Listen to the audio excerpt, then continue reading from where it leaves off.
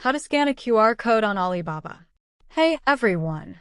In today's video, I'll show you how to quickly and easily scan a QR code using the Alibaba app. Whether it's for tracking an order, accessing a product page, or making a payment, this guide will help you get it done. Let's jump right in. Step 1.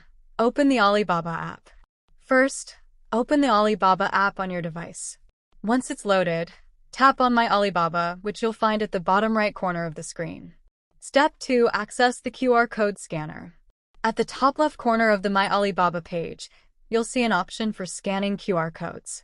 Tap on it to open the scanner. Step 3. Allow camera access. If it's your first time using this feature, you'll need to grant camera access. Allow the app to use your camera so you can scan QR codes directly. Step 4. Scan the QR code. Position your device so the QR code fits within the scanner frame. The app will automatically detect and process the code. Bonus tip: scan QR codes from your gallery. If the QR code is saved in your device's gallery, you can upload it instead. Tap the gallery icon in the top right corner of the scanner screen, select the image containing the QR code, and the app will scan it for you. And that's it.